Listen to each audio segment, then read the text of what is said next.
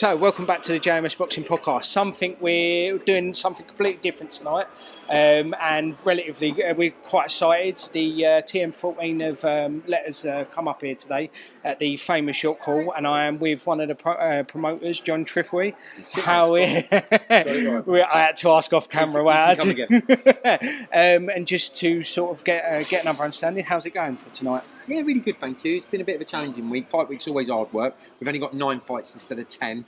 Sadly, we had an issue with just a couple of fights where fighters pulled out. We had another one where a opponent pulled out yesterday morning, but we rematched that one. So a bit disappointing we've only got 9 out of 10, but it's headlined by a great cracking 50-50 title fight. We've got another 50-50 fight with 2 prospects on it together, and then we've got some really top talent coming through as usual.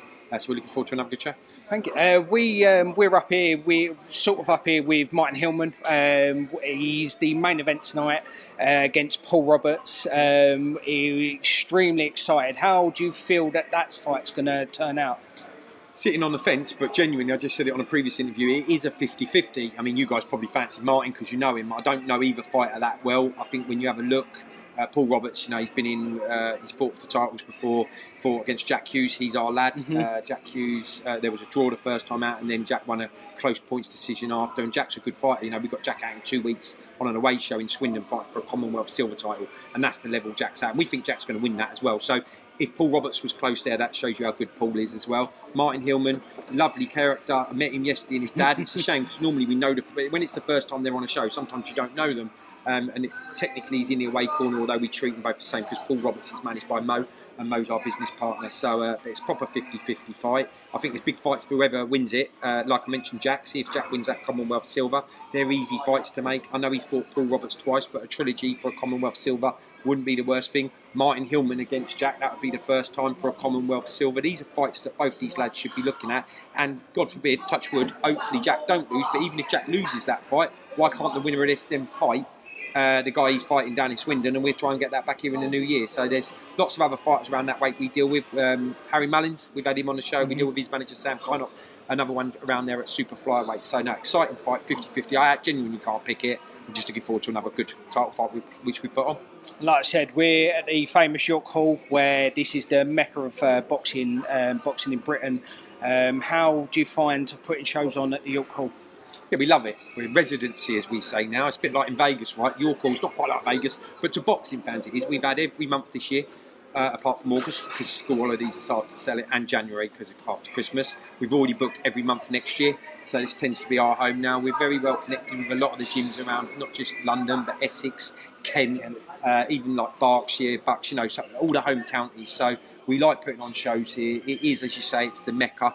Everybody wants to fight here. We got a guy fighting, you probably asked me in a minute, but one of them tonight, a debutant, big prospect out of Mark Tibbs' gym. And it's like, my dream was to have my debut at York Hall. And it's like, makes our job easy, really, because we ain't really got to go and try and beg them to fight because they want to come here. But it is iconic. It's a great venue. And yeah, we find it home now. We're here every month. Your next show as well, you're coming back here on the 8th as well, right, with another 10 fights. With another 10 fights that's happening. I'm going to ask you what you think's going to be fight of the night tonight. With all, I know I'm putting you on the spot. It's a great question. There could be a few of them that could be. The two that would naturally spring to mind. The first one, you've got to say your title fight. We've just mentioned that. Firstly, it's a title fight. It's a 10-rounder, and it is a 50-50, but we've just touched on that one. The other one you've really got to keep an eye out for is Alex Coe against Ethan George. So Alex is another Kent boy, down your ways, managed by Joe Elfie, like Martin Hillman. One of the nicest guys in the sport, you'll see. He's had a bit of unluck in the sport as well, but this will be his 3rd fight on the trot. We've had him out. He drew one of them, the first one. Then the fight after, he looked really composed last time out. Now he's stepping up. So Alex's record, he's had 5 wins and 1 draw, and that was here with us against Robbie Chapman. And his opponent, Ethan George from Wales, he's 4-1.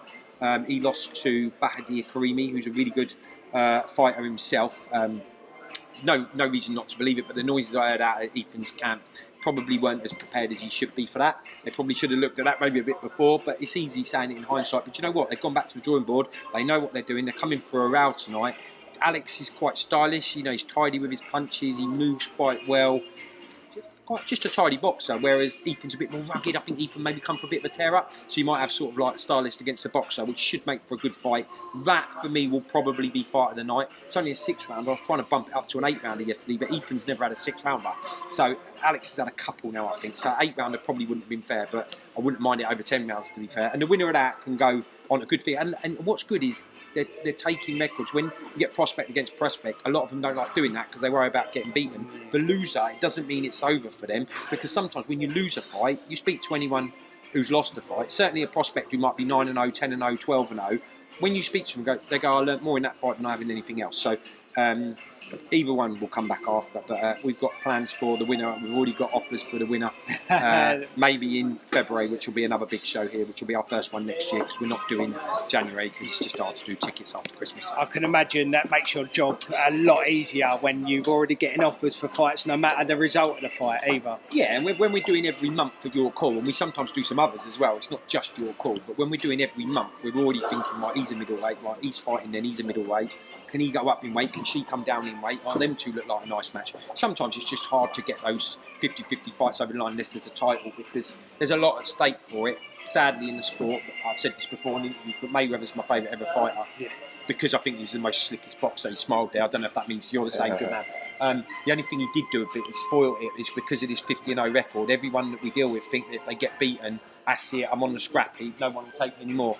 That's not the case. You know, if you look at some people, Johnny Nelson would spring to mind. He lost in his debut, if memory serves right, and he went on to be a long-serving cruiserweight world champion, who everyone knows. So I think he had a 50-50 record after 8 fights, if I can remember. He had a few. So he clearly got learning from them first fights, which then put him in good stead to go and win a world title, right? Now that's an excessive story, but there is a feel that a lot of them want to kind of get the 8-0, 9-0, 10-0 and learn on the job, which is fair play. But those that are jumping in, like the two lads, Alex and Ethan tonight, for a non-title fight, hats off to them.